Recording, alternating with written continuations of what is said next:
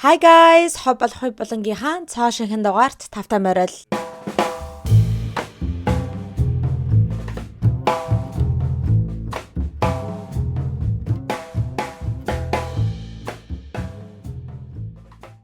Okay, welcome back to the weekly recap, you guys. Ингээд Та бүхэнтэйгээ зөндөө олон хов живуудыг зэрэг базаад ярьдаг. Одоо 7 хоногийн тайм weekly recap бичлэгээр уулзаж байна. За өнөөдөр хэдүүлэнд нь ярих бас зөндөө олон маш сонирхолтой топикнууд, сэдвүүд байна. Саяхан гарч ирсэн халуухан буцалж буй сэдвүүд байгаа. За ингээ хэдүүлээ нэх олон 7 юм яриад байлгүй шууд эхнийхээ сэдв рүүгээ орцгоё. За эхний сэдв маань бид бүгдийн хайрт Ariana Grande-тэй холбоотой ийм сэдв байгаа. За Ariana Grande-гийн хувьд сая өнгөрсөн 2-7 хоног бас нэлээд божигнолттой зүйл болж өнгөрлөө. Сайн ч юм боллоо, муу ч юм боллоо, инээдтэй ч юм боллоо гэдэгтэй ерөн зөндөө юм болж өнгөрлөө. Тэгээд юу болоодох вэ гэд хэдүүлээ ярив. За эхлээд хэдүүлээ сайхан гоё юмнаас нь яриа заяа. Юу вэ гэх юм бол манай Ariana, за манай Ariana-гийн одоо бүртээ галзуун улаан ногоон фэнүүд нь бол айл үшрээ мэдчихсэн байгаа байх. Ariana-гийн шинэ альбом нь цацагдсан байгаа тийм ээ. Над руу нэрээ ингээл хүмүүс бичдэг байхгүй манай одоо үзэгчдээс.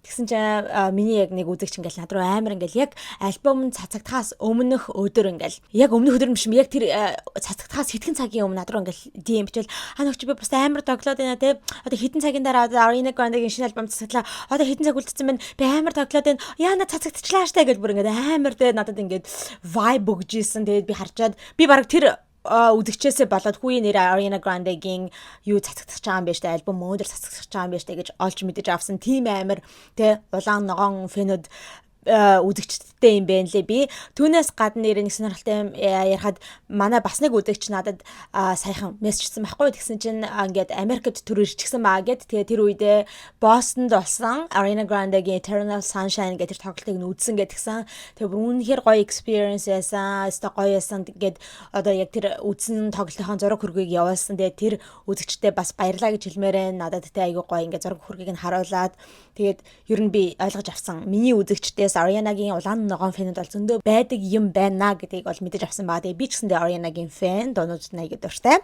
За тэгээд бид бүгдийг баясгасан зүйл болсон байгаа 7 сарын 31-ний өдөр Ariana Grande маань өөрийнхөө 8 дахь студио альбом болох Petal гэдэг нэртэй те ийм гоё альбом гаргасан баа. За Petal гэдэг чинь те одоо цэцгийн дэлбэ гэсэн үг шүү дээ те. За тэгээд яг энэ цомог маань болохоор үзэгчдийн фэнүүдийн хувьд болохоор те Wow! Sta амар white hammerwestens the wow. Sta үнэхээр Ariana Grande өөрийнхөө тэр нэг artistry дээр дэлж байгаа ямар genius хүн бэ гэдгийг харуулж байна. Тэр хоолойных нь цар хүрээ мөрөөтэй. Ста үнэхээр гоё байна. Тэр үгний тэр Ariana Grande ч өөрөө дуу муугавчдаг. Ста үгний сонголт Монголд тэр ста бүх юм маань үнэхээр гайхамшиг. Ста бид нар зүрх сэтгэлээр мэдэрч байна. Ста үнэхээр genius хүн шүү манай Ariana те. Одоо цомог болгоно явах тусмаа л улам ингээд дивжээд хөгжөөд те улам амар гоё юмнуудыг бид нартай хүргэх юмаа гэл ер нь үзэгчдийн фэнүүдийн одоо сан сэтгэл бол маш өндөр байгаа. Үнэхээр ингээд тэ мундаг фидбэкийг бол авсан байгаа. За харин critics боёо одоо хөгжим шүүмжлэгч нар байдаг те. Тэгээд хөгжим шүүмжлэгчдийн хувьд болохоор жоохон mixed reviews байгаа юм байна лээ. Тэгээд та нар бол өөрснөө ороод одоо энэ бүх review-нуудыг унших боломжтой. За тэгээд critics review ямар байдлаар ингээ mixed байгаа вэ гэхээр mixed гэхээр тэг жоохон холилдсон байгаа. Зарим нь болохоор жоохон сөрөг юмнуудыг хэлээд зарим нь болохоор ингээ аюу гоё сайхан байна гэж магтж байгаа ч гэсэндээ байгаа. За одоо чи ингээ гэх юм бол New York Times-аас ингээд шүүмжлэгч хүргэж байгаа байхгүй. Тэр шүүмжлэл дээр болохоор ер нь энэ цомог нь Ariana Grande-гийн ер нь өөрийнх нь vibe-тай нэг зохицоогүй. Тэгээ нэг одоо өмнөх нэг Eternal Sunshine гэдэг нь болохоор аяйгуу гоё одоо musically яг уран бүтээлийнхэн хувьд болохоор бүр үнэхээр ингээд дэвчсэн шал өөр ингээд юмнуудыг ингээд explore хийсэн шал өөр жанрануудыг өөр өнгө айсыг ингээд одоо explore хийсэн аяйгуу гоё тийм дэвшилтэд цомог болсон. Харин энэ альбом нь болохоор нэг тийм гойд гоц тэгээ бүр ингээд шинжлэгдсэн юм байхгүй нэг л нэг тийм уянгалсан тэгсэн те нэг тийм бүр тодтогод байх юм байхгүй нэг жоохон гонсойсон альбом болж гэсэн нэг иймэрхүү одоо ревьюнуудыг critics-ууд өгсөн юм байна лээ. Гэтэ яг хуу жоохон mixed байгаа гэж түрүү хэлсэн шүү дээ. Холимог байгаа, зарим нь бол аюун мундаг байна гэж битсэн review-нууд бол байсан. За тэгээд ихэнх review-нуудыг би зөв 3-4 review-нуудыг уншсан байхгүй юу. За тэгээд ихэнхийг нь ер нь хараад байхад бол жоохон төстэй юм ярьж байгаа. Гэтэ ер нь бүгдээрээ хэдийгээр ингээд одоо сөргөөр жоохон шүмжилж байгаа ч гэлээдээ бүх review-нууд бол Ariana Grande-гийн хоолойны хувьтай бол өстой юу ч ярихгүй байгаа байхгүй юу. Бүр ингээд үнэхээр бүгдээрээ магтаж байгаа байхгүй. Хоолойных нь ур чадварыг бол хоолойны ур чадвар бол үнэхээр гайхалтай байна те. Тэр нэг coloratura гэсэн те. Бүр зүгээр ингээд pop дуучдад байгаад байдаггүй хоолой шүү дээ. Ariana Grande-гийн хоолой чинь бараг л нэг дүүрэн дуучин шиг тест амар тэр хоолойныхоо өнгө ice хэрхэн дээшээ яаж байгаа нот мото ингээд цэвэрхэн аваад явах юм бүгдийг нэст амар ингээд гайхалтай хийдэг дуучин байгаа. Тийм болохоор Ariana Grande-гийн дуулалтын хувьд болохоор ерөөсөө тийм одоо шөмжилсэн юм ярихгүй бүгдээрээ магтж байгаа харагцсан. За тэгээд энэхүү альбом нийтдээ 12 дуутай байгаа. За тэгээд 11 дуу нь болохоор цоош нь бид бүгдийн хизээш сонсож байгаагүй дуунууд. Харин нэг дуу нь болохоор өнгөрсөн сард те 6 сард гарчихсан. Хөнгөрсөн сар чи одоо 6 сар биш үстэй. Яна одоо 8 сар болсон билүү арайч те амар хурдан өнгөрч байгаа те 2 сарын өмнө гарсан дуу болох Hey That I Made You Love Me гэдэг дуун байгаа. Тэр дуун бол те аль уушаа ингээд 6 сар цацагдаад бид нэр ингээд мэддэг болоод айгүй viral болоод hit болоод Billboard энэ төр дээр нэгт жагсаад ингээд гайхалтай амжилтыг үзүүлээд явж байгаа дуу. За тэгээд бусад 11 дуунууд бол бүгдээрээ цаашинхэн дуу байсан үнэхээр гайхалтай гэж хүмүүс үзэж байгаа. За тэгээд яг энэхүү өдрөө 7 сарын 31-нд өөрийнхөө энэхүү цомгоо цацахтаа яг энэ цомгоороо нэрлсэн одоо lead single нь болох те Peril гэдэг нэртэй дууных нь клип нь бас яг 7 сарын 31-ний өдөр цацагдсан байгаа YouTube дээр. За энэ нь болохоор нэг 6 минут 51 секундын урт үргэлжилдэг бараг л short film гэж хэлчихэд болно. За нэг тийм богино хэмжээний кино шиг тийм урт клип байгаа хгүй. Тэгээ ер нь Ariana Grande Eternal Sunshine гэдэг одоо Eternal Sunshine Deluxe гэдэг альбом гаргасан шүү дээ сүүлд.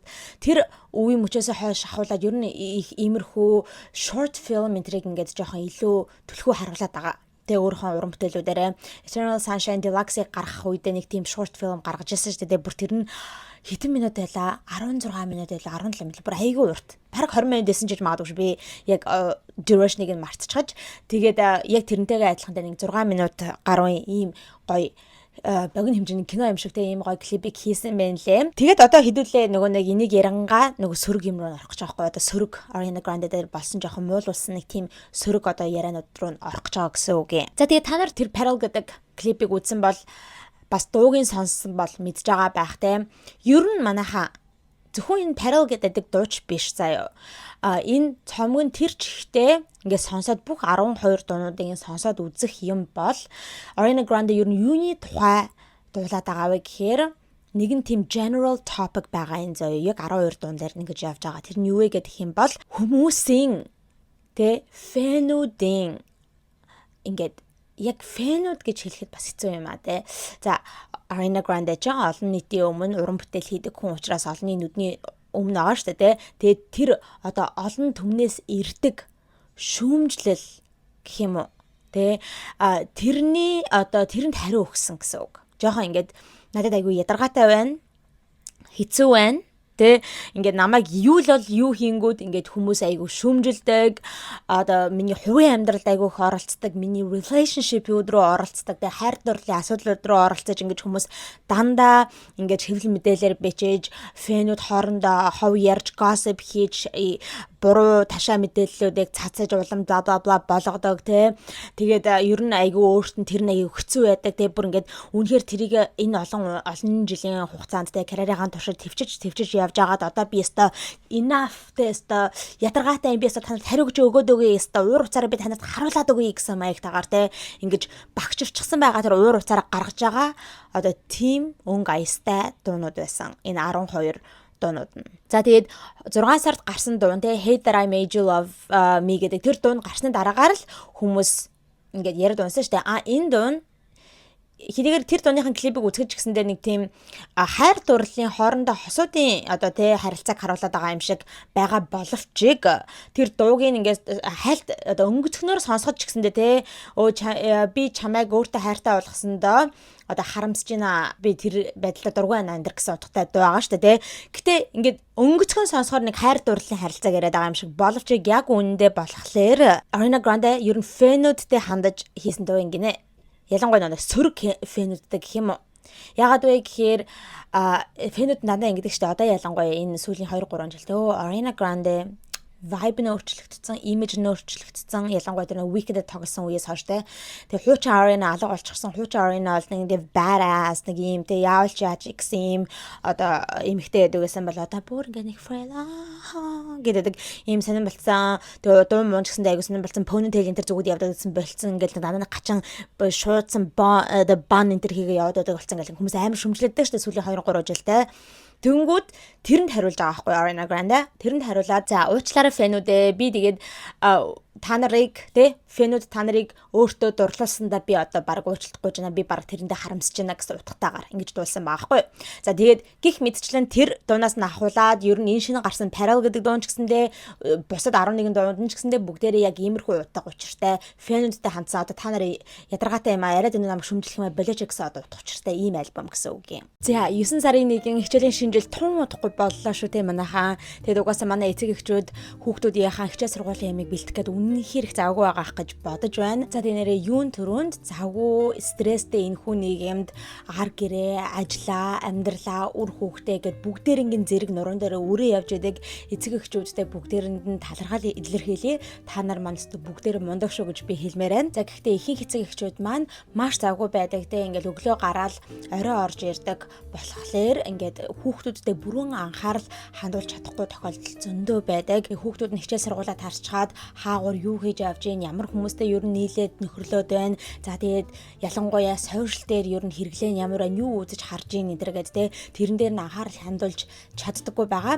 Хэрвээ эцэг эхчүүд маань ийм одоо асуудлуудтай тулгараад байгаа бол ийм зүйл дээр санаа зовоод байгаа бол би та бүхэндээ маш гоё шийдлийг зааж өгөх гэж байна. За хэрв та бүхэн маань санаж байгаа бол би өнгөрсөн жил тэрэлж boarding school-ийн тухай мэдээллийг та бүхэндээ хүргэж байсан байгаа. Boarding school гэдэг нь болохоор дотор байртай яг сургууль дээр байршдаг сургуулийг хэлдэг байгаа. За тэгээд тэрэлж boarding school-ийн сурагчид нь ям гаргийн орой сургууль дээр очоод баасан гаргийн үдээс хойш хүртэл сургууль дээр яг амьдраад хичээлээ үзээд сураад явдаг гэсэн үг. За тэгээд сургууль дээр байх энэхүү хугацаанд хичээл сургуультандаа бүрэн төвлөрн найз нөхдөдтэйгээ хамт амьдарч үзнэ.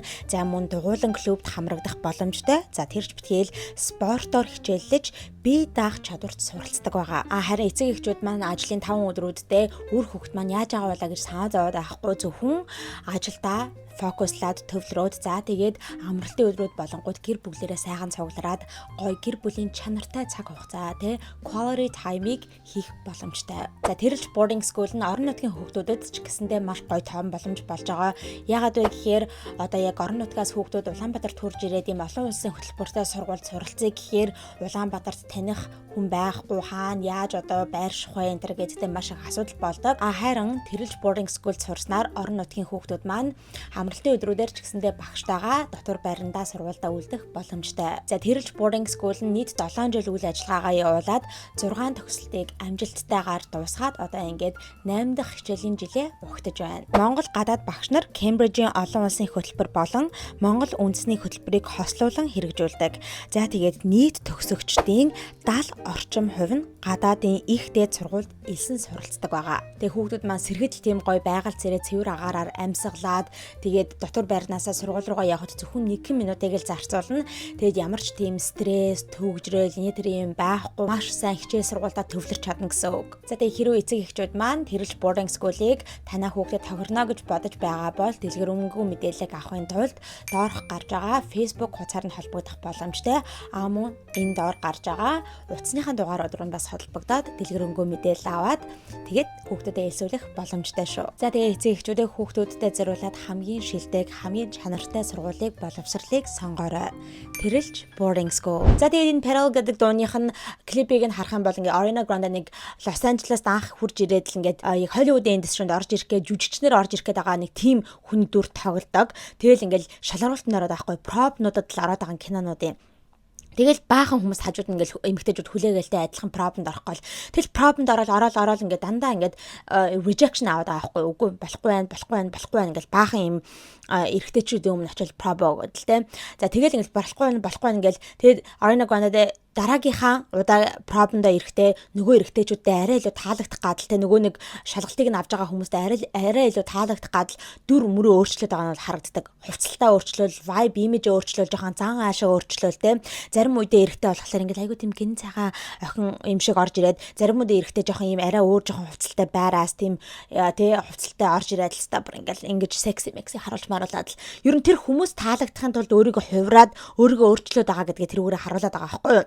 За тэгж жагаад бүр хамгийн эцэст нь хичнээн бүр Ariana Grande амар хичээгээд тэр хүмүүс таалагдах га зөндөө олондоо өөрийгөө өөрчилсөн ч гэсэндээ тэр хүмүүс таалагдахгүй rejection аваад байгаа гэдгийг ойлгодог. Тэгээ хамгийн эцсийнх нь удаа нөгөө хүн чистэ болохгүй байна гэдэг нэг юм хэлдэг.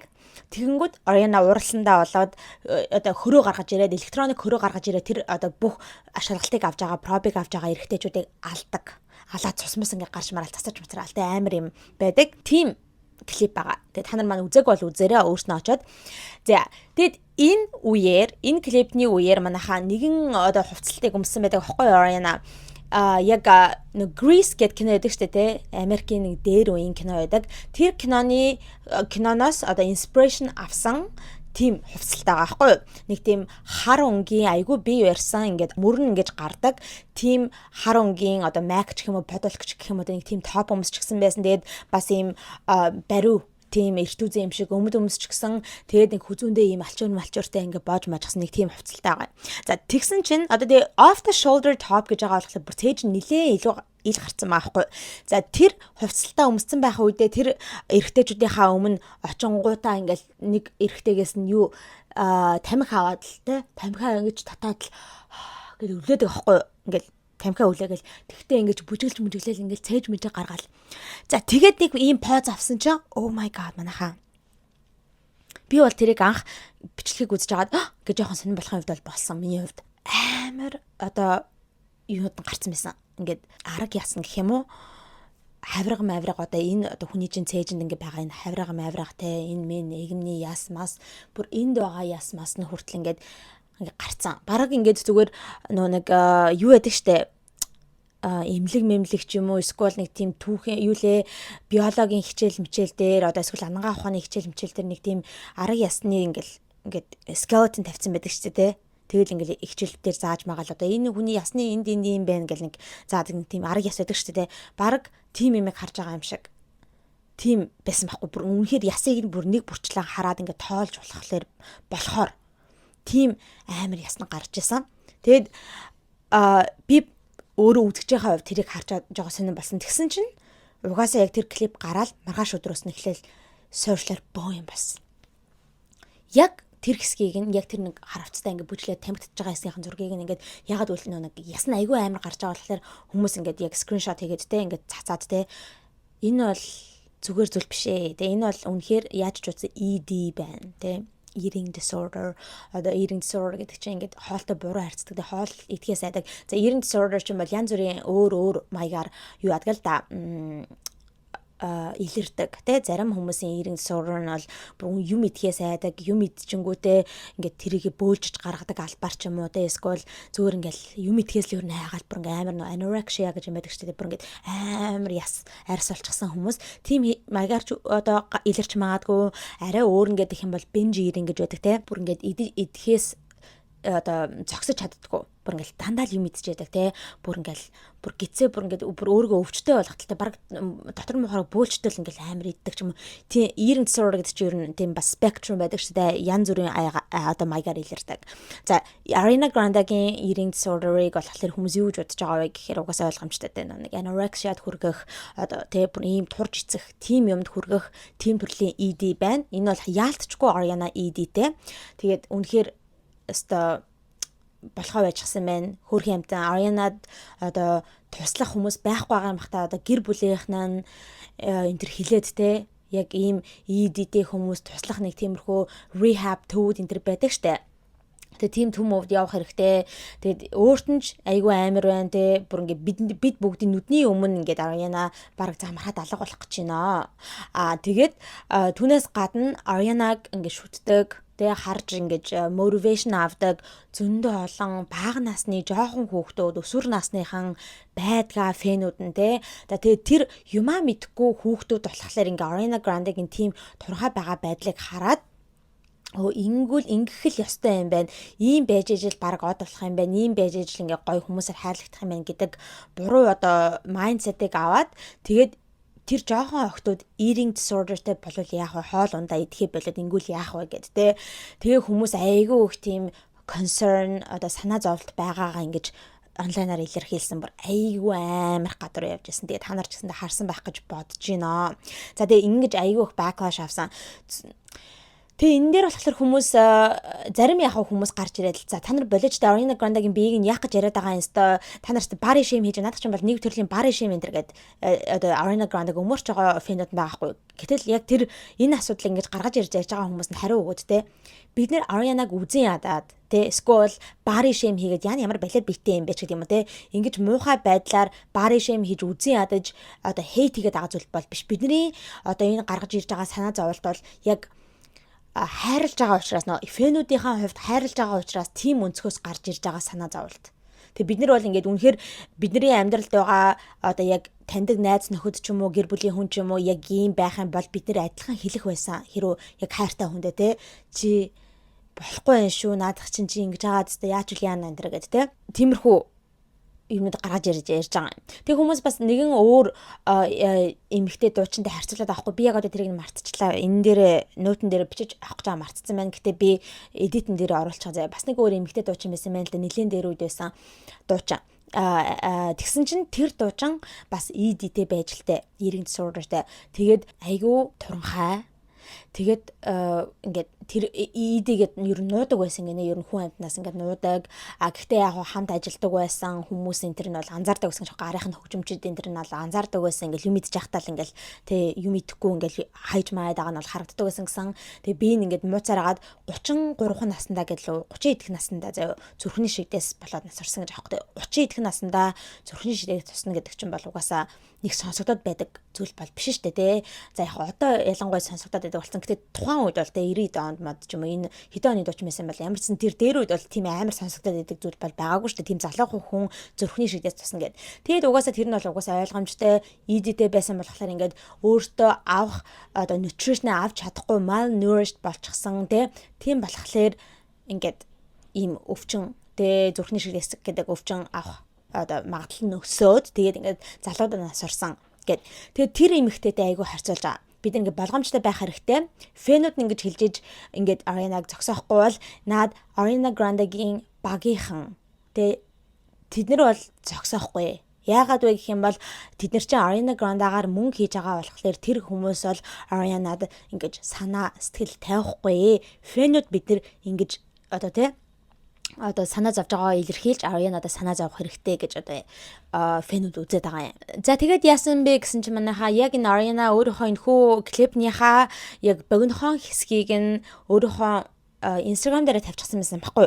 Тэгсэн чинь доотлолт нь яг тэр Instagram-ийн постныхын доотлолт нь community note тавигдчихсан байсан.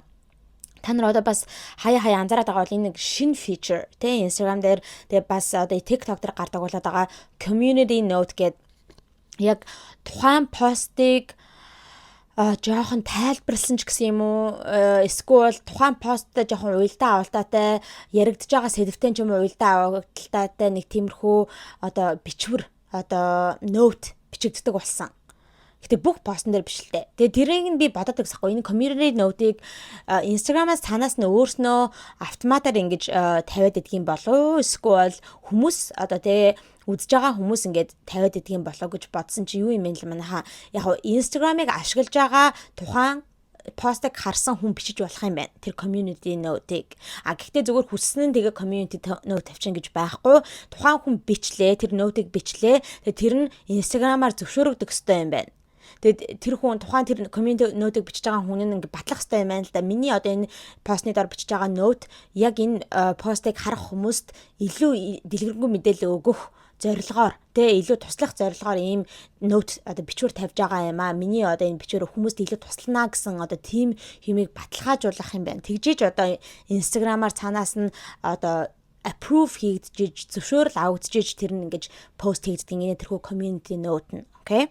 За тэгсэн чинь Ariana Grande-гийн тэрхүү постныхан доор community note тавигдчихсан байсан. Тэгсэн чинь тэрэн дээр ингэ бичсэн байгаа байхгүй юу? If you or someone you love is struggling with an eating disorder, please reference some free hotlines and seek support гэсэн байгаа байхгүй юу?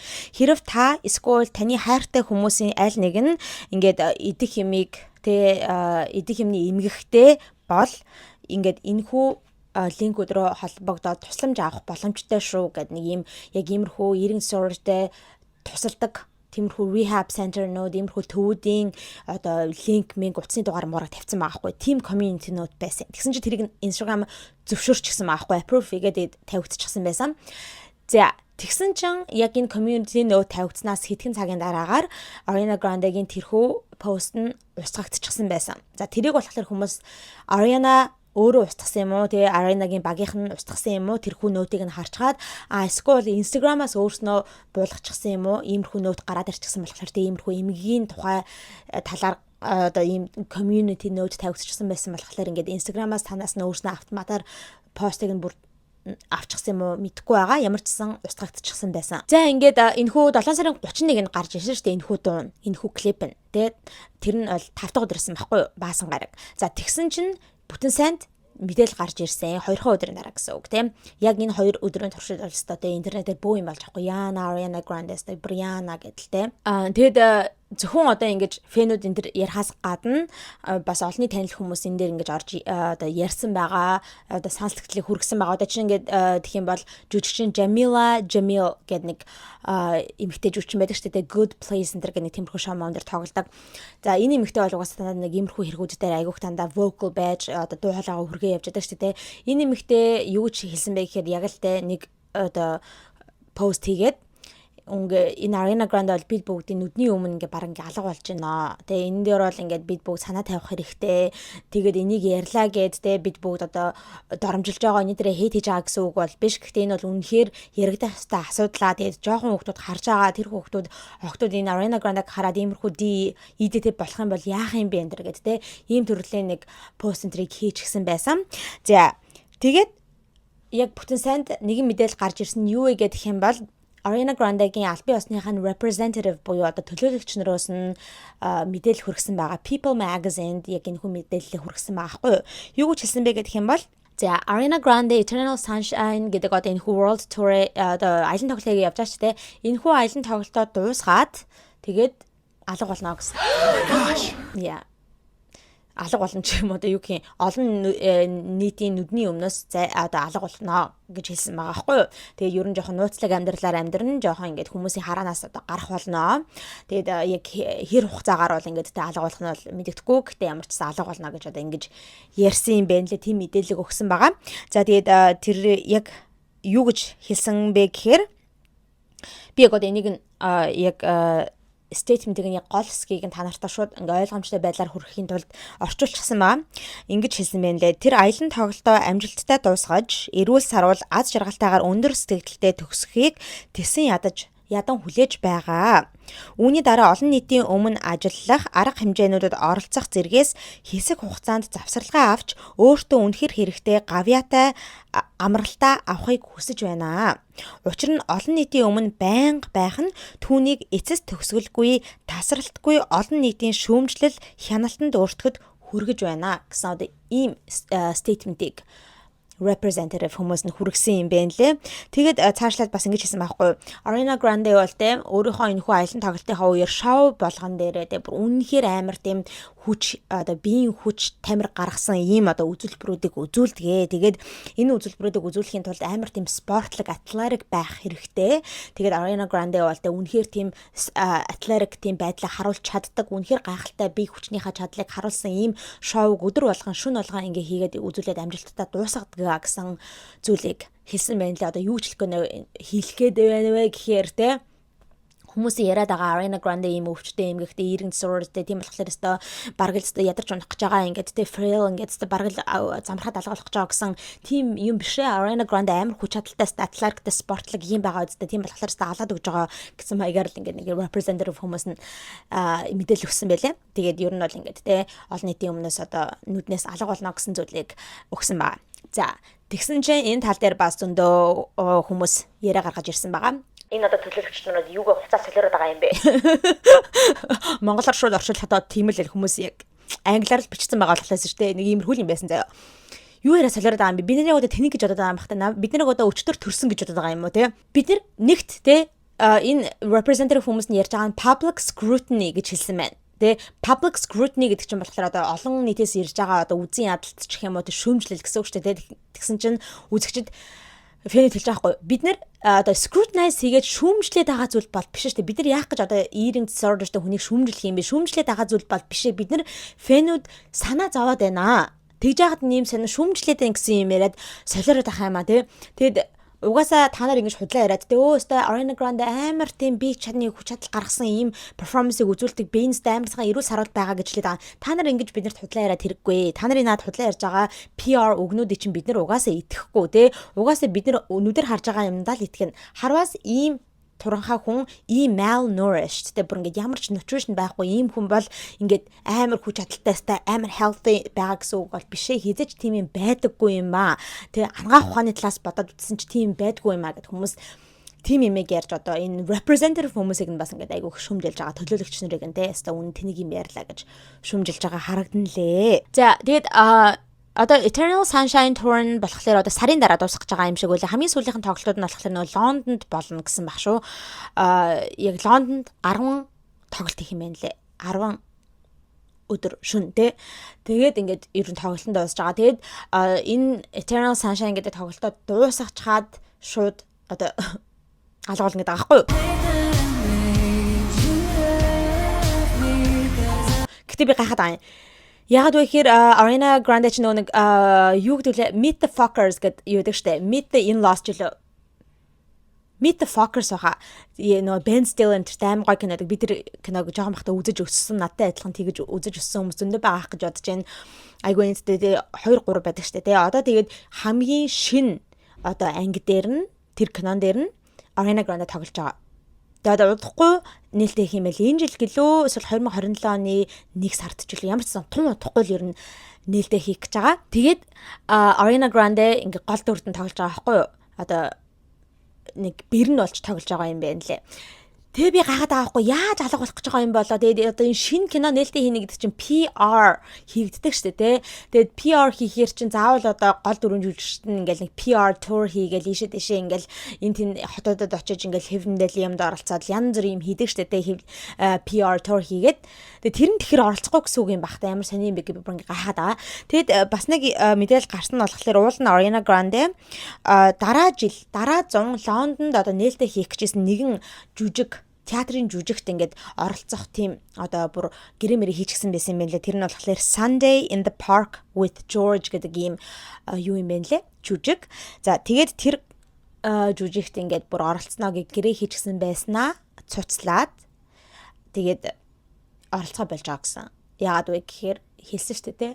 Энэ тоглолтоо дуусгаад хүмүүсийн нүднээс алга болох гэж байгаа гэсэн болохоор. За ийм юм болж өнгөрсөн байна. Одоо Ariana Grande-гийн шинэ альбомнаас нь үүдээд тэ бүр ийм их одоо янз бүрийн биенийх нь асуудал дээр ингээд хүмүүс юм яриа гаргаад ингээд баах юм сошиалар хэдэн хоног үргэлжилсэн байна. За одоо хэдүүлээ Ariana Grande-гийн дуусах арай болоогүй нэг одоо нэг жижигхэн мэдээлэл хүргээд. Энэ жоохон харамсалтай ч юм уу нэг тийм мэдээлэл байгаа. Яг Ariana Grande-тэй шууд directly бол холбогдохгүй. Ariana Grande яг одоо энэ юмд нь оролцоогүй гэсэн үг заяа. Юу вэ гэх юм бол Ariana Grande-гийн тоглолтонд оролцох гээд те очиж үзэх гээд явж исэн зөндөө олон хүмүүс хохирчээ манайхан. Окей. Яасан бэ гэсэн чи яг энэ Нью-Йоркд басан тоглолт нэг аахгүй юу? Ariana Нью-Йоркд 7 сарын 13-наас 19-ны хооронд тоглосон байгаа. Нэлээд олон өдөр тоглосон. За тэгээд энэ нь болохоор Нью-Йорк хотын Brooklyn дүүрэгт байрладаг Barclays Center гэдэг аюу том стадион байдаг аахгүй юу? За тэгсэн чинь зөндөө олон хүмүүс яг 7 сарын 20-ны өдрийнх нь тоглолтын дээр зөндөө олон үзэгчид үзэх гээд пледэ айлууж авчихсан даа угаас ойлгомжтой тий. Тэгээд Манхэттен дүүргээс Бруклин руу явж байгаа баггүй. За тэгээд Бруклин руу яг Манхэттенаас яг тэр хэсэг рүү явахын тулд бол Q гэдэг ийм метронд суух хэрэгтэй байдаг.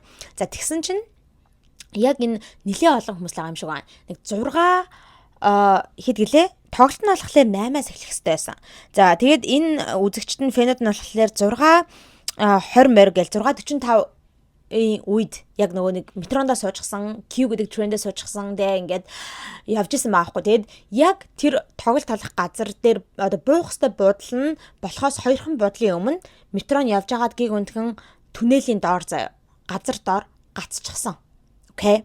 За тэгэд би нэг энэ тухай зөндөө ярьж ирсэн. Саяхан нэг Парис, Нью-Йорк хоёрын ялгаа малгай гэл би нэг бичлэг хийсэртэй 1 сард илүү 2 сард илүү те. Тэрийг үзсэн хүмүүс бол мэдж байгаах. Түүнээс гадна би YouTube эхлүүлээд дөнгөж шавж чад ингээ хийдэг байхдаа Америкт Нью-Йоркийн одоо хайртай юу лээ эерэг талууд болон сөрөг талууд бол гэсэн нэг ийм бичлэг хийжсэн. Тэрийг үзчихсэн бол хүмүүс мэдж байгаа.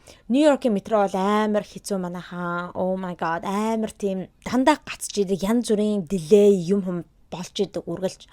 Уул нь өөрснөрөө амар бахархаал Нью-Йоркийн метро дэлхийд ганцхан 24 цаг тасралтгүй явдаг метроны систем энэ гэл тэгдэг боловч амар их тоглолттой асуудалтай өстэй айгу. I don't want to get into it, okay? За тийм байдгаа. Тэгээд иймэрхүү энэ үзэгчдэд одоо тэр Arenaгийн фэнүүдэд тохиолдсон юм бол байн голж идэг. Гэхдээ бүр үнэхээр азгүй байгаа хгүй. Яг ингээд нөгөө нэг Arenaгийн тоглолт руу явж явах үед нь 2хан буудлын өмнө тэ ингээд газар дор гацаатчихжээ. Хэдэн цаг гацсан гэж манайхаа. 2 цаг хагас. 2 цаг хагас тэрхүү метрон дотроо газар дор түнэлэнд гацчихсан. Тэгэд газар дор түнэлэн дор орохоор яадаг гэж манайхаа метронд сүлжээ байдаггүй.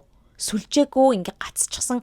Тэг яаж хаад AC нь унтарчихсан гинэ метроныхаа. Тэгээ хүмүүс юм агааргүй ингээ амар болсон маахгүй. За тэгээд 2 цаг гармын дараа арай гэж rescue метро ирсэн гинэ. Тэр метрог аврах гэж байгаа өөр метро хажуу талд нь ингээд ирээд за тэгээд баахан нөгөө нэг одоо пассенжерсуудаа тий тэр метрогоор явуулаад хамгийн одоо төгсгөлийнх нь гэлөө хамгийн уртлынх нь гэлөө одоо метроныхоо хэсэг рүү оруулж агаад тэгээ хүмүүс нь тэндээс нөгөө метро руугаа шилжиж одоо ингэж түнэл мүнэлийн даагүй газар дор алхаж малхаж явсан. Би нэг юм тим юмтай тохиолдож ирсэн нэг удаа амар азгүй амар байдгийн тэр түнэлийн дор мор явж маавал айгу зааван заяа.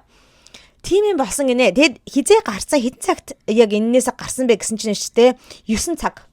Тэр метронд хурж ирээд авч маваад ах үед ингээ 9 цагт гараад метроноосоо тэгээ нөгөө нэг аварсан метрон буцаад одоо тэднийг аваад явах ёстой зам руугаа Бруклин руу яваагүй. Буцаад Манхэттен руу яваад 2 буудал өнгөрөөд 14 дугаар гудамжин дээр ингээ хайцсан маахгүй. Тэнгүүдээ за та нар одоо ингээ энээсээ хойш хаашаа явна уу те өөрснөө мэд гэд ингээ орхицсан. Тэгээ тэндээс буцаад Манхэттен руу очсон гэсэн үг шүү дээ. Тэгээ тэр Манхэттенасаа энэ фэнүүд нь бөөнөрөө нийлж мэлж байгаа Uber одоо такси энэ аваад тэгээд яваад очсон гинэ. Тэгэхээр айл үшээ 9 мөс өнгөрөөдөө бүр айгүй оцорч очсон гэсэн үг шүү дээ. За тэгээ яваад очсон чинь тоглолт нь баг дуусчихсан гинэ. Нэг хитгэн 2-3 хонд үлдчихсэн байсан гэсэн. Тэгээд дуусаа. Тэгээд зарим ийм энэ фэнүүд өөрсдөө TikTok хийгээд ингэ тавьсан байхгүй. Зарим хүмүүс нь болохоор яг айгүй хурдан метро юу лээ такси энэ төр олоод очиж чадсан юм шиг байна. Тэр хүмүүс нь болохоор бас адтай нэг 2-3 дуу сонссон. Зарим ингээ такси шууд олж чадаагүй ингээл бас юу чин Манхэттен ч айгүй амар төгжрэн энтертэй байдаг штэ. Тэгээд балаараад очсон хүмүүс нь болохоор хөрхийн амьтад тоглолт дууссан байхад утсан гинэ. Хамгийн сүүлийнхэн дууг сонсоод тэгэл дууссан гэсэн. Тэгээд Ariana Grande-гийн тикнүүд амар үнэтэй байсан гэж би танарт хэлсэн штэ. Бүр айгүй үнэтэй. Тэгээд тэр их мөнгөө ингээ алдчихсан. Тэгээд яалтай байлээ хүмүүс тэгээд гайхаад тэгээд тэр нэг охин байгаа аахгүй ингээд яг энэ TikTok ингээд тавьчихсан. Тэр охин хэлэхдээ болохоор юу яасан гэсэн Ticketmaster гэдэг тэр нэг сайтаас билетээ авсан. Тэгээд Ticketmaster руу ингээд хүсэлт явуулсан гэсэн одоо буцаалтаа авъя гэд юу болсноо тайлбарлаад тэгээд Нью-Йоркийн метроны системийг одоо хариуцдаг одоо олон нийтийн тээврийн одоо хариуцдаг компани гэсэн үг MTA гэд тэр газар руу бас ингээд одоо гомдол санал хүргэсэн гэсэн. Гэтэ хүмүүс бол за хэдийгээр тэгэж хүргэсэн ч гэлээд наадвал ч юм бол тоож авч хилцэхгүй те чиний мөнгө ч өгөхгүй. Ялангуяа Ticketmaster гэдэг тэр билетийг зарсан газар бол танад угаасаа та нарт мөнгө ч буцааж өгнө гэж байхгүй гэд тэгэж ярьж исэн. Тэгээд тэр зарим фэнүүд те Ariana гуйж штэ дахиад бид нарт ингээд билет өгчихөл дөө гэд нэг тиймэрхүү бас иймэрхүүтэй TikTok энтрүүдэд тавьчихсан байгаа нь бол харагдчихсэн. Гэхдээ Ariana тэгээд нэг хүнд нь өгчих юм бол тэр метронд гацсан хідэн ч хүн байгаа юм билээ те. Яг Ariana-гийн тоглолт руу явжсан. Тэгэхээр бүгдэнд нь өгөх шаардлагатай болно гэсэн үг. Тэгээ тийм угаасаа capacity ч байхгүй байх.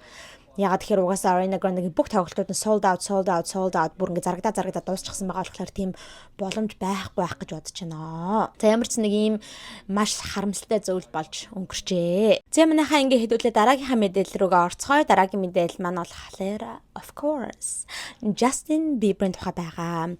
За энэ удаагийн Justin Bieber-ийн тухай сэдэв маань болохоор жоохон сөрөг мэдээлэл байгаа. Юу вэ гэх юм бол Justin маань ч гэсэндээ маш их шүүмжлэлийг өнгөрсөн 7 хоног авсан байгаа. Яагаад вэ гэхлээр Justin үнэхээр муу аав юм аа. Үнэхээр яаж ингэж чадчихна. Жоохон хүүхдээ хөрхитэр Jack Blues Bieber гэдэл хүмүүс айгүй амар Justin-ыг шүүмжилсэн. Яагаад вэ гэхээр нэгэн папараццийн бичлэг одоо явсан байгаа онлайнаар. За яг папарацци бичлэг юм уу эсвэл ингээд хүмүүс зүгээр ингээд өөрснөө авцсан ч юм уу те фэнүүд авцсан юм уу мэдэхгүй ямар ч сан нөгөө би өнгөрсөн weekly recap дээр та нарт хэлжсэн штэ Hailey Justin хоёр ингээд юу яагаад те бас ингээд гоё аялж маялаа явж байгаа ингээд Итали руу яваад өөр хаашаа Грек энэ төр яваад те ингээд ерөн жоохон ингээд гоё аялал хийж байгаа юм байна лээ тэгээ хүүхдтэйгээ бас явж байгаа. За тэгсэн чинь энэ хоёр ингээд Palermo'д байсан юм байна лээ л те ингээд усан онгоцсон дээр суудсан байгаа юм. Тэгсэн чинь нэг хүн усан онгоцныхаа наад гадна талаас л ингээл хальт бичлэгийг нь хийсэн маахгүй. За тэгсэн чинь Justin хүүхдтэйгээ байгаа. Яг Justin бол Jack яг хажууд нь л байгаа харагдаж байгаа байхгүй юу. Тэгсэн чинь сигар ингээд татаад хүлээж мүлээгээд байж байгаа нь харагдсан. Тэгээ сигар ч угаасаа яадаг үлээ та нар мэдчихэж байгаа шүү дээ. Амар их хутаа гардаг шүү дээ. Амар бүдүү хэмжээндээ амар хутаа гардаг те. Тэгсэн чинь сигар ингээд хүүхдийнхаа дэргэд татаад ингээд нялх хүүхдийнхаа тэгээ одоо 2 нас ч өрөөг арт те. Тийм хүүхдийнхаа дэргэд ингээд татаад байж байгаа нь бол харагдсан баа. За тэгээд хүмүүс бол үнэхээр энийг бол буруу байна гэж те. Буруу шаасан байгаа. Бүр ингээд айгүй муухай байна те. Наа чи нөгөө нэг дам тамхиталт гэж байдгийн штэ те. Тийм байж эцэг эхчүүд бол ингээд дам тамхиталтаас хүүхдээ хамгаалж авах хэрэгтэй. Тэгж яхад бүр өстө хүүхдийнхаа дэргэд татчихсан. Яаж ингэж хажин тэгээд бүр ингээд том болоочгүй байгаа хүүхдтэй бүр ялах хүүхдэл гэсэн үг шүү дээ. Ингээл toddler ийм жижигхэн жоохон хүүхдүүд гэдэг чинь те хил мэлэнд ороогүй ягаагүй байгаа хүүхдүүд чинь бол жоохон хүүхдүүд байгаа те. Тэгж жаад ийм ялах хүүхдийн хаан дэргээд бол ингээд те ста юу ч бодоогүй юм шиг нөгөө нэг сигар тамхи гэж үлээж мүлээгээд ямар аимшиг юм бэ те. Justin-ыг шүмжлэхээс гадна Hailey одоо ямар амар арчаагүй юм бэ те. Ээж нь юм бэжж нөхөртөө хэлээд те хүй чи болооч ингээд хүүхдийнхаа дэрэг Jack-ийн дэргэд яхаад ингээд тамхитад байгаа юм бэ гэд ээжийнхаа хувьд болиулах хэрэгтэй. Тэгээд бүр Hailey ямар ч тийм гэрлэлтэндээ одоо контрол юу юм бэ одоо эрх байдаггүй нь харагдаж байгаа байхгүй те ингээ эрх дарахтай ингээд хоёлаа нөхрийнхөө эсрэг юм хэлж чаддаг те айдаггүй эмэгтэй байсан бол шууд болиулах байсан ээжийнхээ хувьд те хүү чи болооч миний хүүгийн хажууд ингээ юм татаад ингээд те Hailey бол тийм ямар ч эрх дарахгүй нь бол харагдаж байна. Тэгэл зүгээр ингээд баг хэлмээр санагдсан ч ингээд хэлээ азаа сууж идэг байхдаа Justin дэ үг хэлж чаддаггүй. Тэгээд энэ хоёр бол үнэхээр муу ээж аауд юм а гэж ингээд хүмүүс баахан гадуур шүүмжилсэн маа. За энэ бичлэгийн гарч ирсний дараагаар хүмүүс хүү наад Justin ч дандаа л ингэж идэж та нар одоо юунаас сурж байгаа юм бэ те наад чинь дандаа л ингэж идэг шүү дээ. Та нар анх удаага ингэж харж байгаа юм уу гэж бас нэг өөр зургийг нь гаргаж ирсэн. Тэгсэн чинь бас нэг өөр зурган дээр нь болохоор хин Justin нэг буудан дээр ч юм уу гэртэл байгаа юм шиг аа мэдхгүй нэг газар ингээд буудан дээрээ хинтээ нэг найзтайгаа сууж байгаа юм шиг байна. Тэр хоёр ингээд бас л сигар барьчихсан ингээд юу яагаад гэж аахгүй утаа минеруулаад та ингээд татаал сууж байгаа юм. За тэгсэн чинь Jack хажууд нь байгаа аахгүй. Яг Jack тэр буудан дээр нь ингээд мөлхөж байгаа нэг тийм зураг нээсэн. Тэгээ хүмүүс oh my god энэ Justin ч дандаа байнга ингэдэг юм биш үү те. Тэгээ Justin чинь сигар бол амар татдаг шүү дээ те. Дандаа л ингэ зурган бүргэнээр бичлэг өөрөө ингэ сигар магаар татаад сууж байгаа байдаг. Түүнээс гадна айгүй их нөө нэг өвс татдаг. Тэгээд хүмүүс сигар хиний хүүхдийн дэрэг татж байгаа юм чинь өвсийг ч гэсэндээ хүүхдийн хажууд татж байгаа гэсэн үг. Хөөрхийн энэ хүүхдтэй өвс ч үнэрлээл, сигар ч үнэрлээд, тамхи ч үнэрлээд тэ амар хордож байгаа байхдаа хөөрхийн амьтан брим жоохносоо ингэж хордох гэж гээл те. Тэгэж айгүйх ярьж байгаа нь бол харагцсан. Тэгээд нэрэ та нар энэ тал дээр юу гэж бодож байна? Ер нь энэ тал дээр ер нь үзэгчд маань юу гэж боддог вэ? Зөвхөн Justin ч гэдэг ахгүй те. Ер нь ингэж эцэг эхчүүд хүүхдийнхаа хажууд ингэж тамхи мамх татах үзэл дээр юу гэж боддог вэ? Тэ? Тэр тухайга бас доор коммент бичиж үлдээгээрэй. За, Justin гиснээс манайхан хэдүүлээ Justin-ы X руу ингээд шургаатахыг заяа.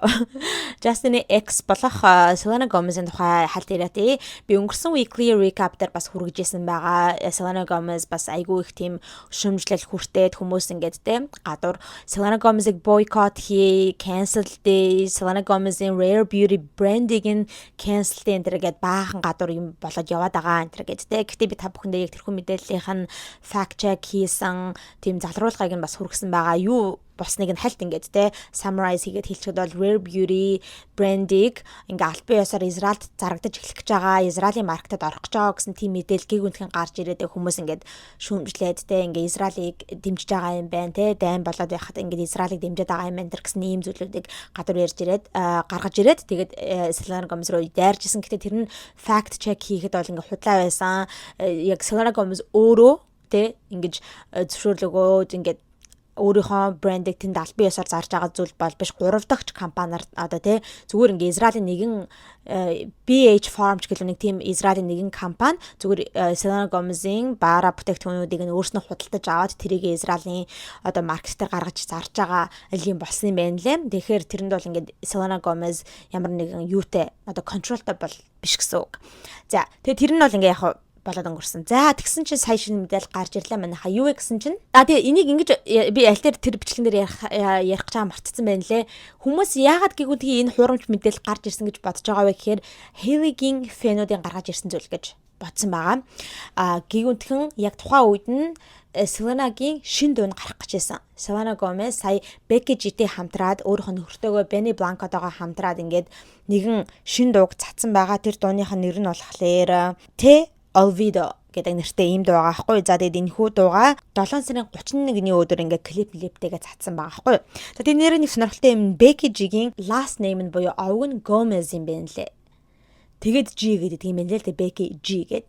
Тэгээд Selena Gomez, Becky Gomez гэдэг хоёр Gomez-ууд ингээ хамтарсан гэж хүмүүс гадуур бас боо юм болоодсан. За тэгээд яг энэ дуу гарахын өмнөхөн юу одоо энэ хүү худал мэдээлэл нь тарж эхэлсэн байхгүй. Тэгэнгүүт хүмүүс Hailey-гийн фэнүүд дандаа ингэдэг юм аа. Selena Gomez ямар нэгэн шин лонч хийх гээд ч юм уу, эсвэл нэг шин релиз хийх гээд, уран бүтээл хийх гээд тэр үед нь дандаа тэр одоо нэр хүндийг нь одоо үгүй хийхийн тулд одоо нөгөө дахиад нөгөө юм яригдаж байгаа байхгүй. Миний бичлэг байнга үздэг хүмүүс бол мэдж байгаа. Stealing Someone's Thunder гэдэг зарим хүмүүсийн гой тэр мөчийг нь хулгайлах тийм орлого Hailey-гийн фэнүүд дандаа хийдэг. Тийм учраас ийм хурамч мэдээллийг яг нэг дуун гарахаас өмнө ингэж гаргаж байгаа юм аа.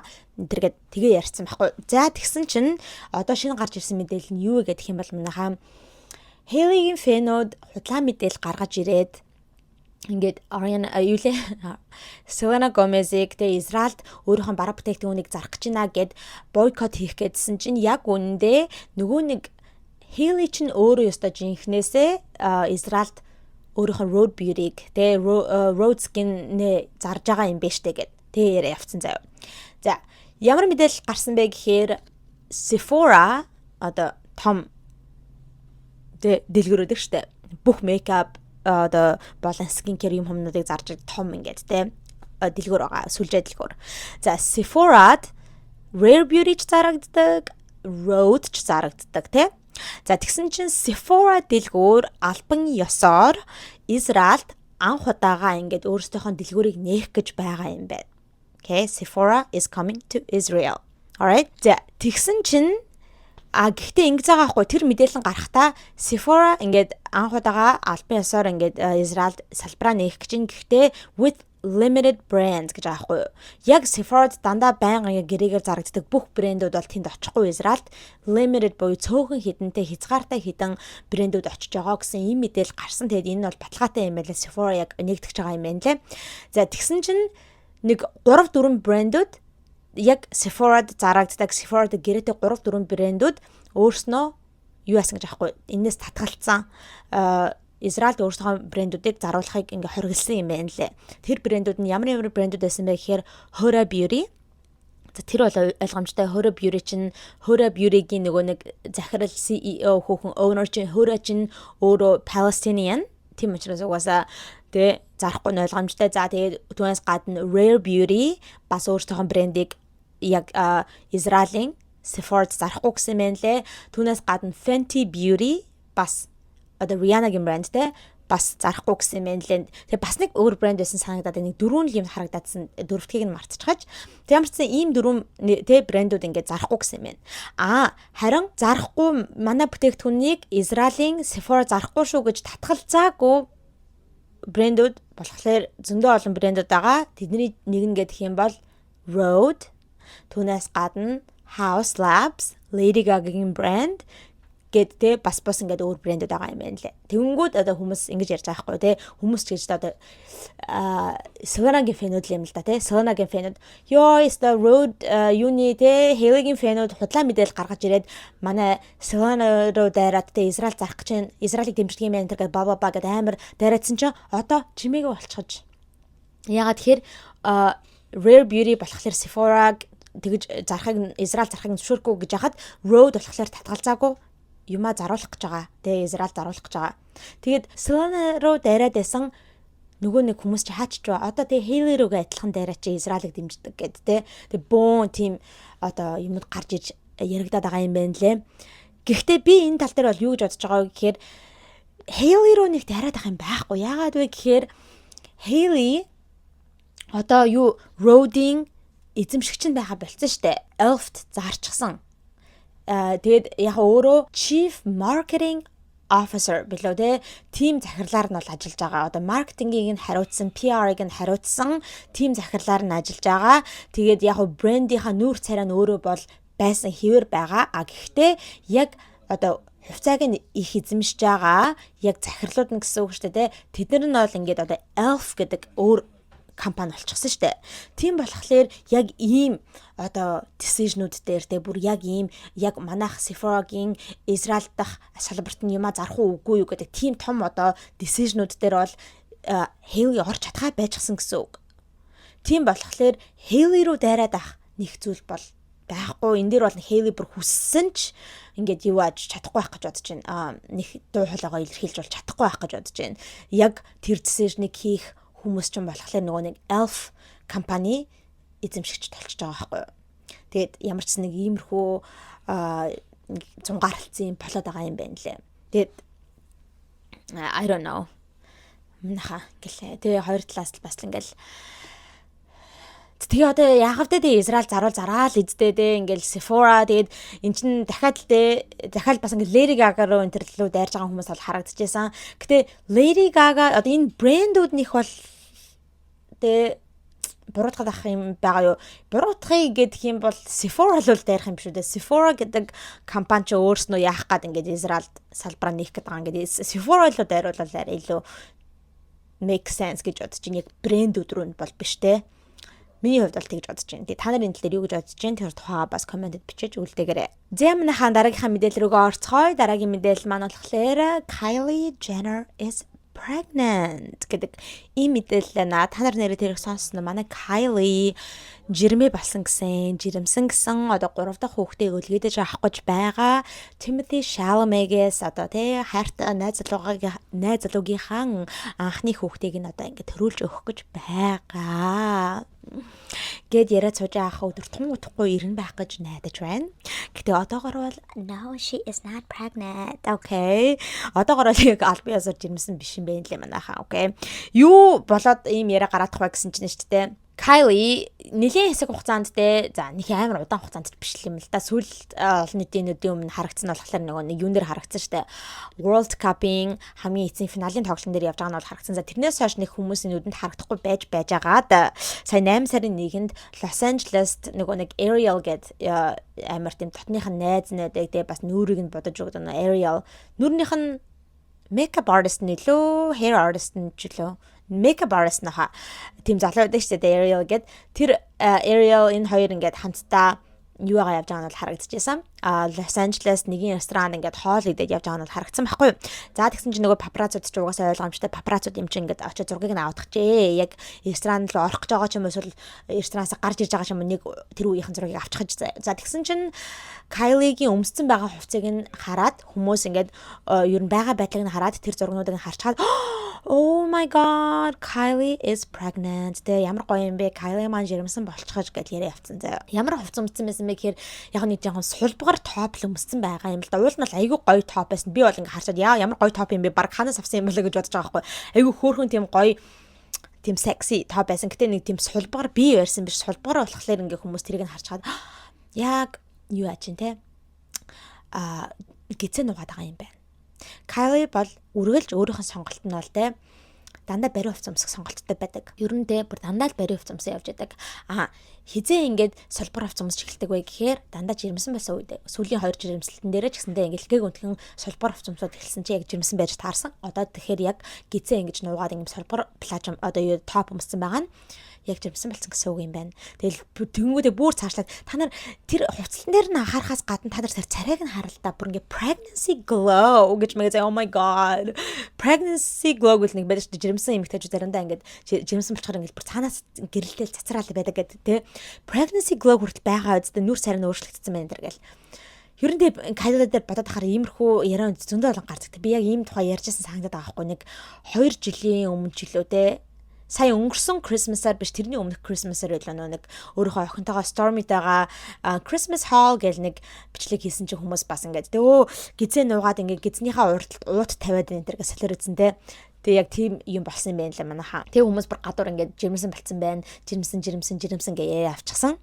За тэгсэн чинь Kylie юу яриад байгаа юм бэ? Тэгээ би жирэмсэн биш гэдгээ бүр ингээд нотлох гэж байгаа батлах гэж байгаа юм шиг. За удахгүй энэний дараахан өөрийнхөө төрсө өдрийг хийсэн байгаа. За төрсө өдөр нугасаа болох гэжсэн 1997 оны 8 сарын 10-ны өдөр төрсэн байгаа. Тэгээд одоо найзуудаараа яг дотныхоо найзуудаараа болон гэр бүлийнхэнтэйгээ нийлж агаад өөрийнхөө гэртээ нэгэн париг зохион байгуулсан юм байна лээ. 8 сарын 7-ны өдөр яг Баасан гарагт нэгэн тийм одоо kitty themed team сэдвтэй ийм париг зохион байгуулсан юм лээ. Тийм муужгааны тий тийм сэдвтэй. Тэгэл яг 29 нас хүрч байгаа. Тэгээ 29 насныгаа тэмдэглэсэн тийм париг зохион байгуулсан. Тэр парын дээрээ амар бибэро тэбэр ингээд бүр биг гэ барьчихсан latex материалтай тийм hot ягаан өнгийн тийм плачиг өмсчихсэн байсан. Тэгээд тэрнтэйгээ зураг мөргө авахулаад те. Намайг жирэмсэн гэдэг лөө. Юу яриа та миний биеийг харалтаа.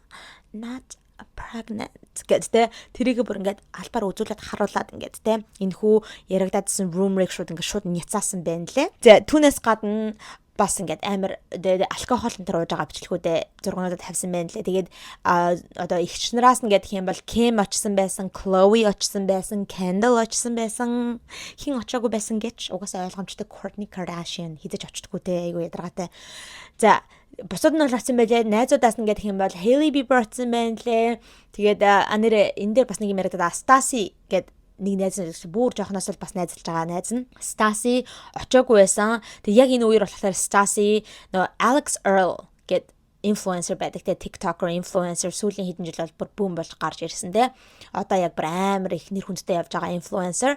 За тэгсэн чинь Stassi Alex Earlтэй яг энэ үеэр ингээд хаана гэлээ Хавайд ч гэлөө нэгэн Ibizад илүү ингээд аялаад явж байгаа юм байна лээ.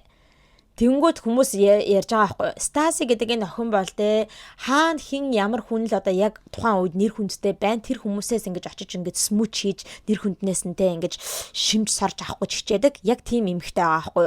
Kylie бүрстэ амар нөгөө Kylie King Kylie энэ төр байх үед нь л бүр ингэж салахгүй бараг л бөксийг нь долооч гоод л ингэж араас нь гүгээд байдаг байсан бол одоо тэр найзаагаа нэг хайцсан. Одоо яг амар нэр хүндтэй явж байгаа Alex Earl гэдэг инфлюенсерийн нэр хүндээс нь авах гээд ингээд дагаад нохошог явж байна. Тэ тэгсэн мөртлөө Kylie-гийн best friend гэж яриад байгаа. Хэрвээ best friend нь үнэхээр байсан бол найзынхаа төрсөн өдрийг бол ингээд тэ алгасахгүй. Ялангуяа Kylie бол ингээд төрсөн өдөртөө айгүй ач холбогдол өгдөг.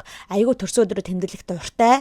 Тийм байхад бол тэ найзынхаа төрсөн өдрийг тэмдэглэхгүйгээр хамтдаа ингэж парент нь оролцохгүйгээр яг тэр үеэр шал өөр саяхан одоо тэ найз болсон нэг ийм Alex Earl гэдэг ийм инфлюенсертэй аялаа явж инстэ ичтгүү амт энэ гэдэг бас Stassi руу амар дайрж байгаа бол харагцсан. Hailey Bieber ирсэн байлээ бас нэг ганц хоёр найзууд нь ирсэн байлээ. Гэтэ тэр найзууд нь болохоор нэг амар тийм алдаршаагүй хүмүүс байгаа байхгүй юу.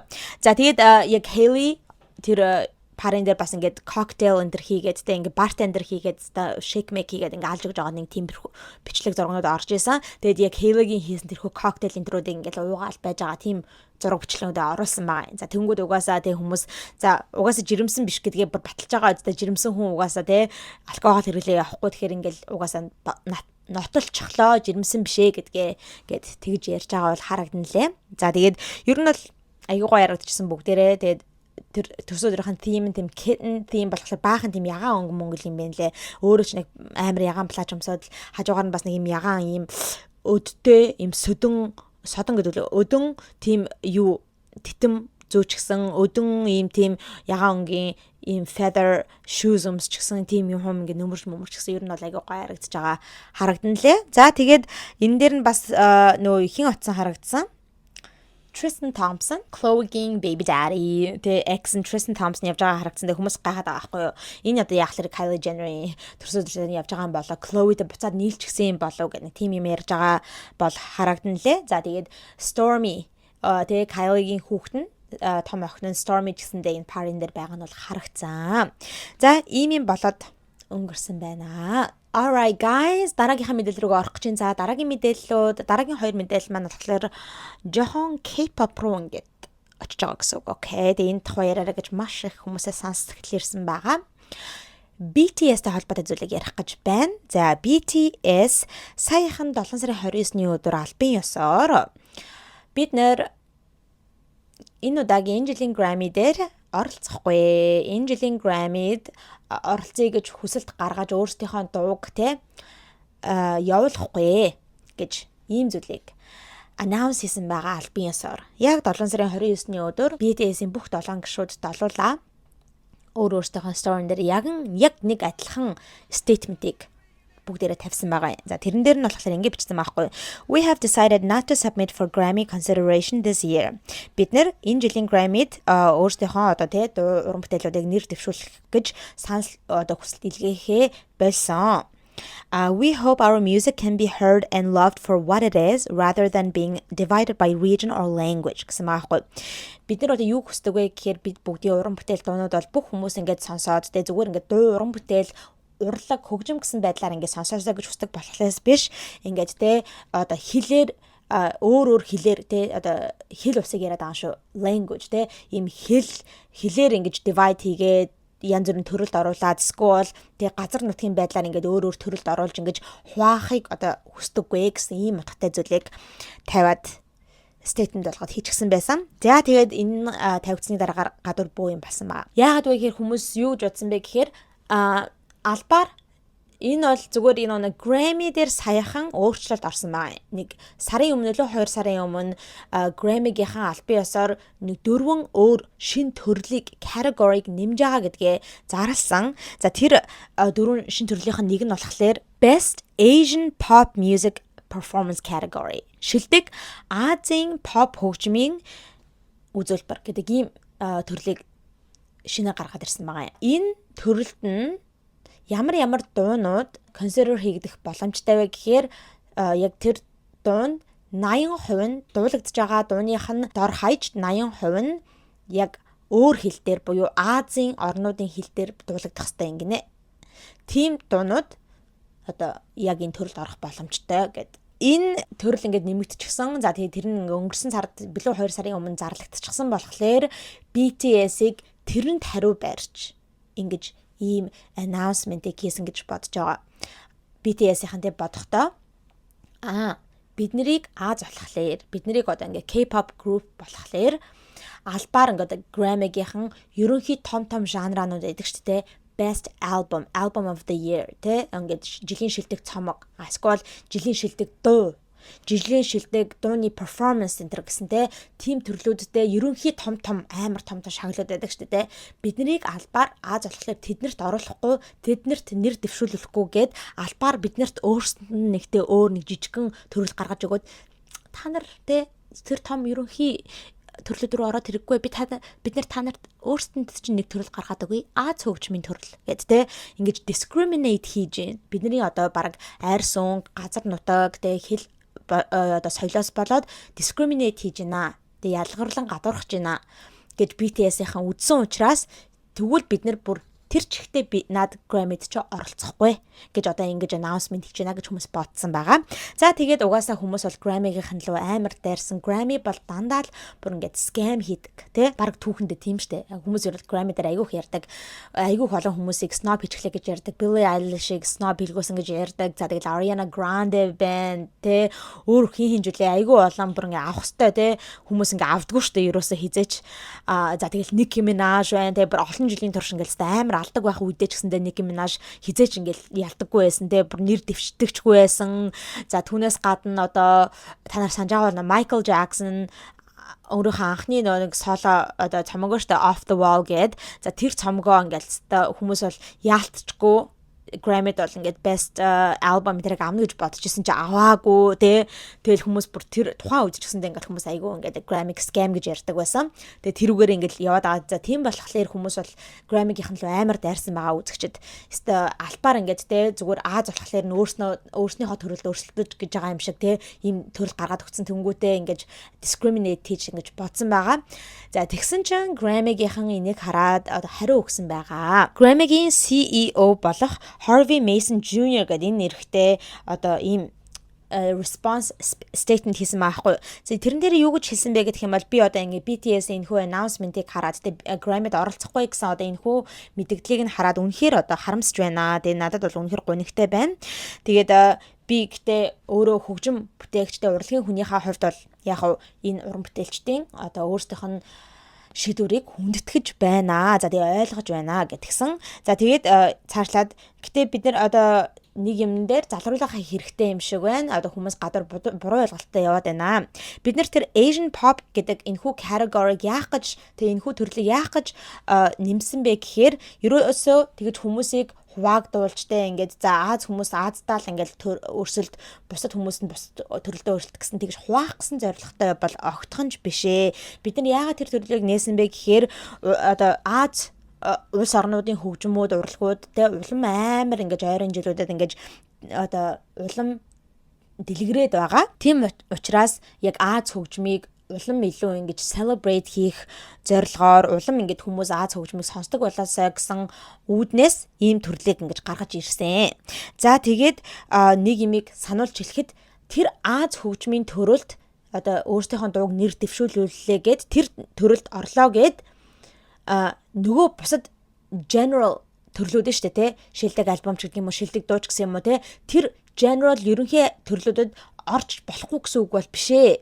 Хоёр төрөлд хоёуланд нь орж болно. Тэ өөрсдийнхөө одоо уран бүтээлүүдийг аль ч төрөлд дэвшүүлж болно. Аз төрөлд нь ч дэвшүүлж болно, ерөнхийд нь ч дэвшүүлж болно, эсвэл хоёуланд нь ч дэвшүүлж болно. Ерөөсөө бид нар тэгж discriminate хийгээд чи тэрэнд нь орсон бол нөгөөтөнд орж болохгүй шүү гэсэн юм бол огтхон байхгүй. Тэгэхээр энийг бол ингээ буруу ойлгосон байна. Тийм учраас одоо тэ энийг одоо ингэж бид нар залруулах хэрэгтэй байлаа гэсэн ийм зүйлийг тавьсан байгаа юм. Тэгэхээр одоо ер нь бол тэ уул нь бол BTS хэрвээ Asian pop category-д орсон ч гэсэндээ одоо best new album ч юм уу те эсвэл одоо album of the year, song of the year гэх тэрхүү том шагналуудад ч гэсэндээ нэр дэвшиж болох байсан юм байна лээ. За тэгээд хүмүүс ингэж бодож байгаа хгүй. Энэ бол Grammy-гийнхэн бараг албаар ийм юм хийж байна. Тэ яг тэгэхээр BTS-ийн ханжин бүр бүхэл бүтэн 4 жилийн хугацаанд чимээгүй байсан уран бүтээл хийхгүй ингээд явж байсан тэ. За тэгээ 4 жилийн дараагаар ингээд гарч ирээ шинэ альбом гаргаад тэ шинэ дуу муу гаргаад тэр альбомч дээр шинэ одоо тэр гаргасан дуунч дээр амар ингээл те Billboard-ийн Hot 100-ийн нийгмигт жагсаад л амар их амжилт үзүүлээд байгаа болохоор Grammy-гийнхэн за одоо BTS-ийн буцаад уран бүтээлд орж байгаа юм байна. Айгүй амар уран бүтээлүүд хийгээд эхэллээ. Тэгэхээр одоо энэ жилийн Grammy дээр орно гэсэн үг. Тэгэхээр хэдүүлээ энийг зогсоохын тулд те өөрсдийнх нь category-г нэгэд өгчих гэсэн маягаар те бараг л BTS-ийг ингэж үгүй хийх гэж ийм төрлийг албаар гаргаж ирсэн. яагаад энэ төрлөө тэгвэл өнгөрсөн жил ч юм уу тэрний өмнөх жил ч юм уу те BTS-ийг чимээг байх үед нь гаргаж болоогүй энэ төр гэдэг те тиймэрхүү зүйлүүдийг хүмүүс аяг гаргаж ирж ярьж байгаа юм байна лээ. За ямар ч гэсэн нэг ийм зүйл болоод өнгөрсөн байна. За дараагийнхаа мэдээлэл рүүгээ орцгоё. Дараагийн мэдээлэл маань бас K-pop-тай холбоотой байгаа. Blackpink хамтлагийн 10 жилийн ой болсон байгаа. За тэгээ манай Blinkwood те одоо манай Blackpink-ийн улааногоон фэнүүд бол аль мэдж байгаа байх. Бүгдээрээ амар happy байгаа байх гэж бодож байна. За тэгээд яг 8 сарын 8-ны өдөр 10 жилийнх нь ой яг тохиосон байгаа. 2016 оны 8 сарын 8-ны өдөр анх дебюгээ хийжсэн. Тэгээ яг ингээ 10 жил болсон байгаа аахгүй тэгээ үнэхээр гайхалтай. За тэгээд энэхүү 10 жилийнхаа ойд зориулаад Blackpink-ийн маань Солонгос нэгэн meet and greet хийсэн байгаа фэнүүдтэйгээ нэг тийм тэ жижигхэн уулзалтыг зохион байгуулсан байгаа. За тэгээд энэ нь болохоор Солонгосын Сөүл хотод Yongsan гэдэг дүүрэгт байрладаг National Museum of Korea буюу Солонгосын үндэсний музейд нь болсон юм байна лээ. За тэгээд энэ дээр бас нэлээд яриа гарч ирсэн. Яг энэ meet and greet нь болоод өнгөрсний дараагаар хүмүүс фэнүүд үзэгчид юу гэж бодсон бэ гэхээр амар зохион байгуулалт муутай байсан. Бараг энэ 10 жилийн ой болж байгаа гэдэг дээр нэг одоо ач холбогдол өгөөгүй байна. YG Entertainment-аас тэр чин лейбл нь YG Entertainment-аас ерөөсөө ач холбогдол өгөөгүй байна. Бараг л ингээ зүгээр өчсөн. Хүүе яана нөгөө нэг Blackpink чинь 10 жилийн ойнстай энэ л болох байгаа юм шиг ёо өстэй ядаргаа нэг юм зохион байгуулахаас гээд нэг last minute те бүр ингээд цагийг нь тулгаж байгаа юм зохион байгуулсан юм шиг яг л тийм байлаа гэж үзсэн хүмүүс. Тэгээ яагаад вэ гэхээр энэ чинь 6 дахь юу лээ хагасаа өдөр болох гэж байгаа ивент те. Тэгж яхад 4 дахь өдөр яг тэрнээс 2 хоногийн өмнө гэсэн үг байхгүй. 4 дахь өдөр пүрэв гарагт YG Entertainment-аас юу хийсэн гэж аахгүй мэдээлэл хийгээд. За одоо ингээд тийм 10 жилийн anniversary event болох гэж байна. Тэгээд яг энэ хагас өдөр болно. Тэгээд нийтдээ 40 хүмүүс линд оролцох боломжтой. Тэгээд тэр 40 хүмүүс нь болохоор Weverse гэдэг одоо энэ хүү нэг гишүүнчлэлтэй байх хэвээр. За тэгээд ийм юм болно. Тэгээд хаана болохыг нь тэрэн дээр зарлаагүй гинэ. Somewhere in Seoul. Seoul хотын аль нэг газар болно. Тэгээд яг 4 гишүүд дөрүлээ оролцох үгүй нь мэддэхгүй байгаа. Зарим цаг хугацаанд болох те ингээд schedule нь таарж тохирох одоо гишүүд ирэх болно. Гэт ямар ч нэг тийм дэлгэрэнгүй мэдээлэлтэй за яг тэдний өдөр тэдэн цагт болно. Яг тэр газар болно. 4 гишүүд маа дөрүлээ ирэх болно ч гэдэг юм. Одоо ийм болно гэдэг нэг тийм гой зохион байгуулалттай юм хийгээгүй ийм сонир гачин vague юм ингээд тавьсан гэж байгаа байхгүй. Тэгээ хүмүүс бүр гайхаад хүй одоо болох юм болохгүй юм хизээ болох юм бол хин ирэх юм бол гэл амар ингээд confused байсан гэж байгаа. За тэгээд нэгэн тийм лотерей систем явуулсан гинэ. Суглаа моглаагаар. Ягаад тэгээд нэг 40 хүн л тэр суглааг хоцсон 40 хүмүүс нь л орох боломжтой байсан юм байна. За тэгээд яваад очсон ер нь харвас амар зохион байгуулалтгүй байсан харагдсан гэдэг жисэн. За тэгээд яг энэхүү meet and greet нь болохоос өмнө энэ дөрвөн гишүүд маань ингээд лайв хийсэн. Нэг 10 минутын лайв хийгээд үзэгчдтэйгээ тэ фэнүүдтэй ингээд юм яриад дөрүүлэл нэг өрөөнд байгаа байхгүй. За тэгээд айгүй хөөрхөн нэг торт авчихсан байсан. За тэгэл ер нь бол яг хөөрхөмжлээ байсан. Гэтэ тэрэн дээр шууд хин Jisoo ингээд хэлж байгаа нь бол харагддаг. Jisoo ингээд хэлээд ингээд яг энэ 10 жилийн ой дээрээ яг энэ жоохон байгуулт муутай байгаа гэдээ ингээд жоохон юм яриа байгаа. Тэгээд бид бүгдийн дунд жоохон тийм miscommunication байсан. Тэгээ хоорондоо ингээд харилцах тал дээр ингээд жоохон буруу ойлголцсон ингээд тэ байсан гарсан учраас ингээд нэг юм боллоо. Гэтэ би та бүгдээс уучлалт гуйж байна. Уучлаарай гэд тэ ийм зүйлийг лайв дээрээ бол хийлдэг.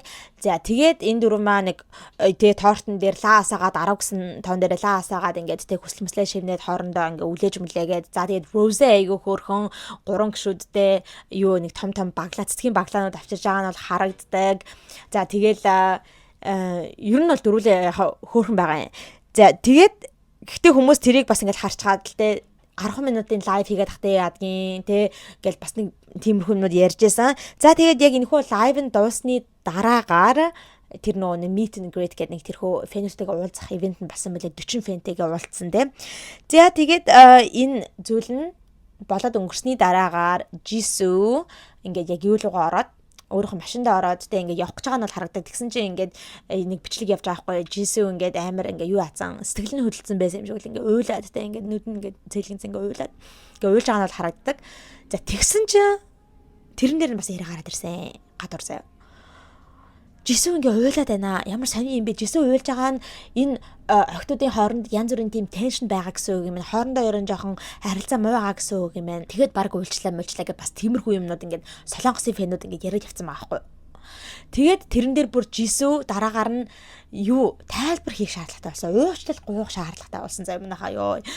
Жисүү ингээд үзэгчдэд хандаж хэлээд би тэ ингээд ерөөсөө янз бүрийн та нарын ингээ ярьж байгаа шиг тим юмнаас болж уйлаагүй хүмүүс зүгээр ингээ намайг ойлгохгүй байна. Хүмүүс ингээ намайг бараг л ингээ робот юм шиг боддог. Би бас хүн шүү дээ. Сэтгэлтэй, эмоцтой, emotionтэй тэгээ ийм хүн. Тэгээд тийм болохоор миний үнэхээр сэтгэл хөдлөөд бид бүгд ингээ хамтдаа 10 жил байсан гэж бодоод үнэхээр гоё тийм өдөртэй байсан болохоор сэтгэл өндөр байсан болохоор би ингээ өөрөө ирэхгүй уйлсан. Тэрнээс шууд ингээ хүмүүсийн гадуур яриад байгаа шиг тэгээ тим юм бол ийм буруу одоо тий хоорондоо хийсэн одоо тийм үү тий охтодын хооронд байгаа нэг тийм муухай теншн интерес болж ингэж уйлсан зүйл бол бишээ гэд бүр өөртөө бүр тэгж юу яасан бэ лээ тайлбар хийсэн байлээ хөөрхөн амтан. За түүнээс гадна бас энэ зохион байгуулалтны тал дээр хүмүүс амар их гадуур шүмжилсэн учраас бас жисүү дахиад л уучлахгүйсэн байна лээ манайхаа. Ингэж хэлсэн байгаа байхгүй юу.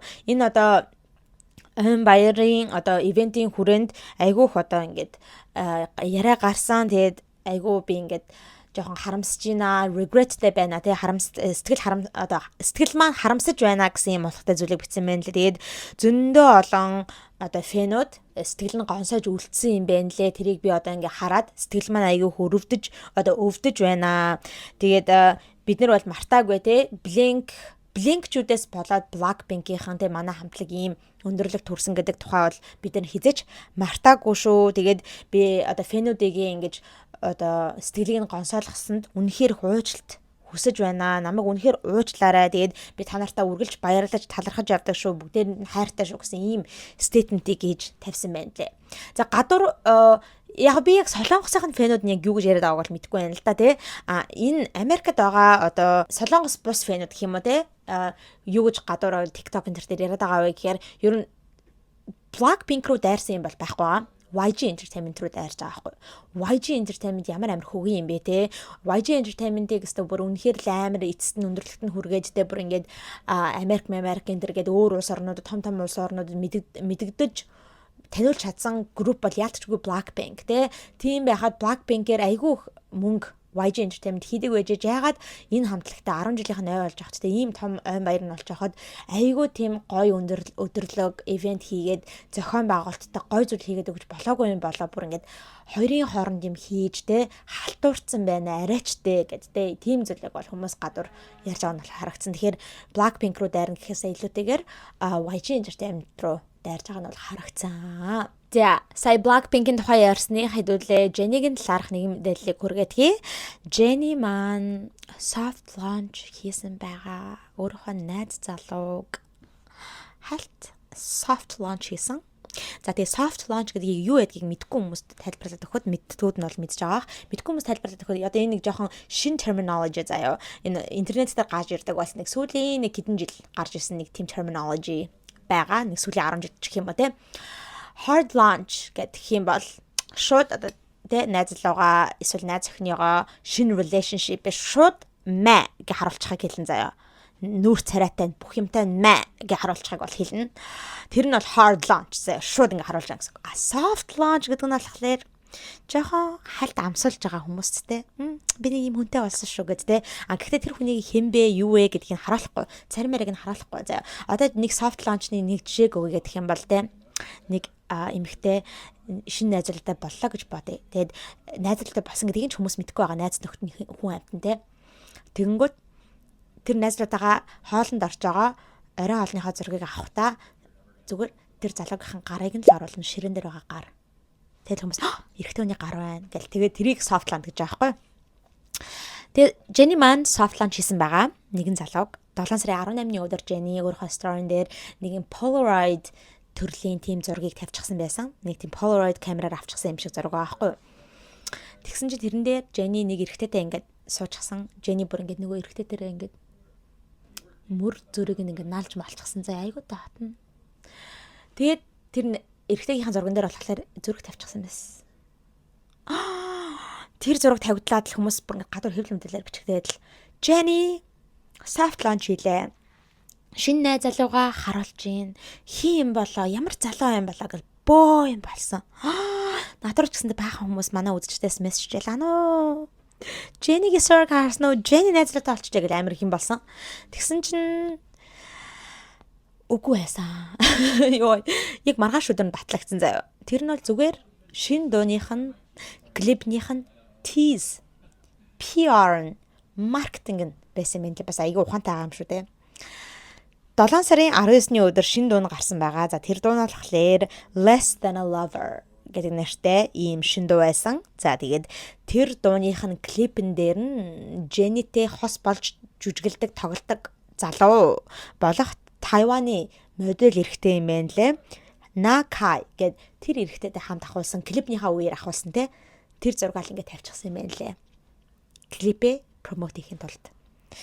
Тэгээд хүмүүс маань хүн амтантай шинэ найзлал малаа болоогүй мэн soft launch мож байгаагүй мэн зүгээр маркетингийн үйл ажиллагаа байжээ гэдгийг нь олж мэдсэн байгаа юм аа. Нэр Blackpink-ийн тухай ярьсных манайха нэг юм хальт меншн хийчихээ.